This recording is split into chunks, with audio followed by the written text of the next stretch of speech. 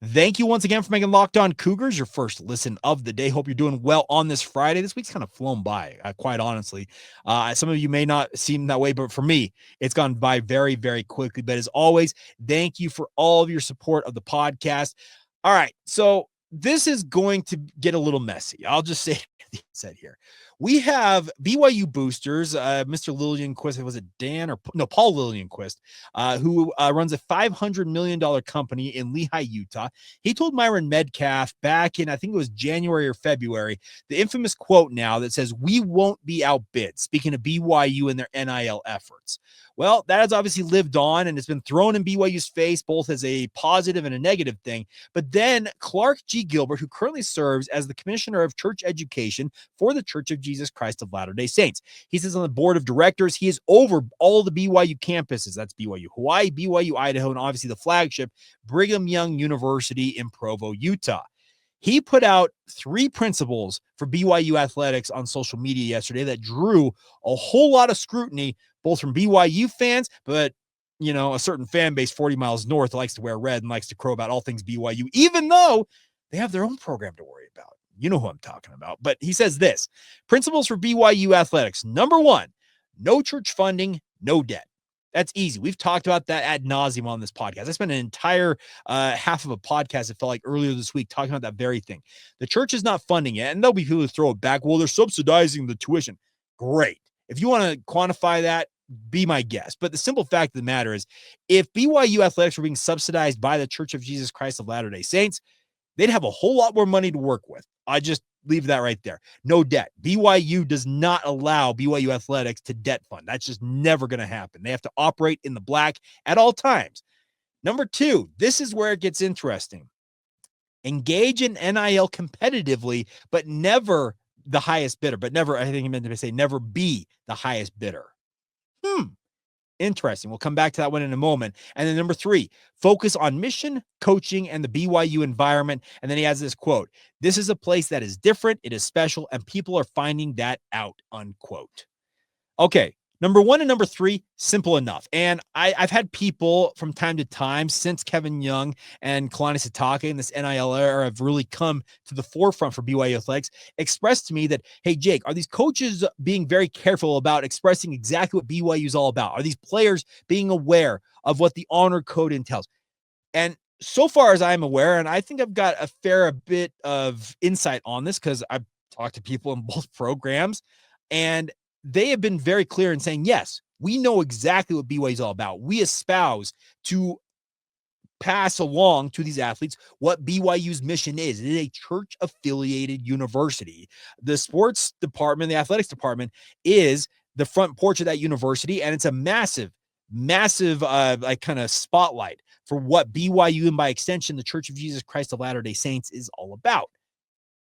That's where it brings me to number 2 here. So we have Paul Lillianquist as a booster saying, quote, "We won't be outbid." But then Clark G. Gilbert, who's got a lot more decision-making power over BYU than a booster does, saying BYU will engage in NIL competitively, but never be the highest bidder.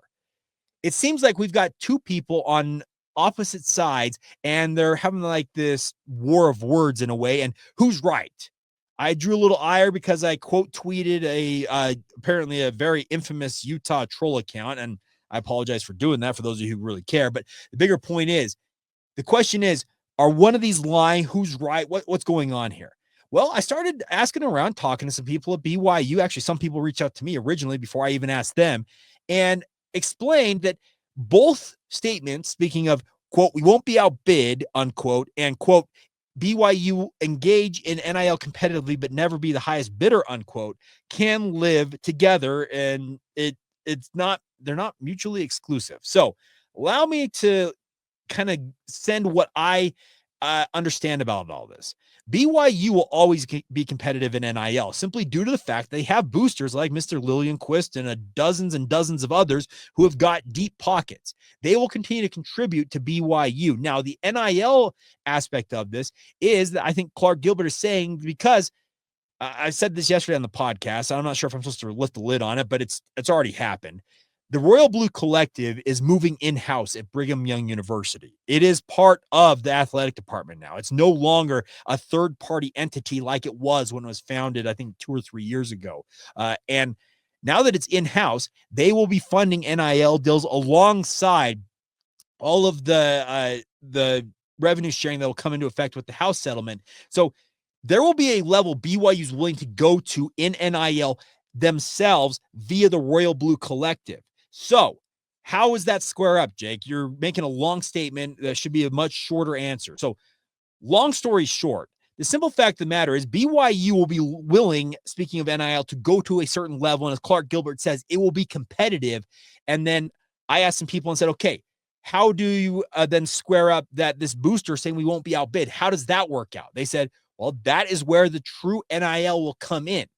In that case, a booster, whoever it might be, Mr. Lillian-Quist or anybody else out there, if they want to, make it worth an athlete's while to come to BYU, if money is really the main reason why they're coming to BYU, and let's also be very real, BYU is more about, it's got more going for it than just paying everybody. Some may disagree with that, but that would be where an NIL deal comes in, where an athlete would sign an agreement with a company to promote a product, to appear on a social media post, whatever it may be.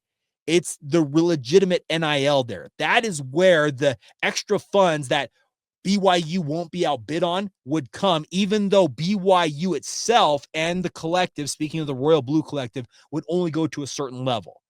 I hope that makes sense. And that is where I think the rub is evening out here, is that both of those statements can be true and coincide and coexist together.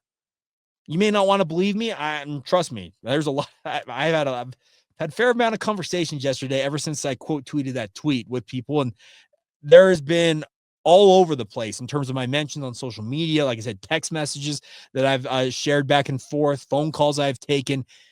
The bigger point is that BYU wants to remain a force in college athletics, and they fully intend to do so. Exactly what Clark Gilbert says here. It says that engage in NIL competitively, but never be the highest bidder. Focus on mission, coaching, and BYU environment. Highlight that BYU does have a specific mission. They've got very good coaching. They've got two really great coaches leading their two biggest athletic department programs. Speaking of men's basketball, Kevin Young and Kalani Sitake over BYU football, but then also the BYU environment. It is a unique environment in Provo. Any of you who have been in Provo know what I'm talking about. If you attended the university, you know how unique it is.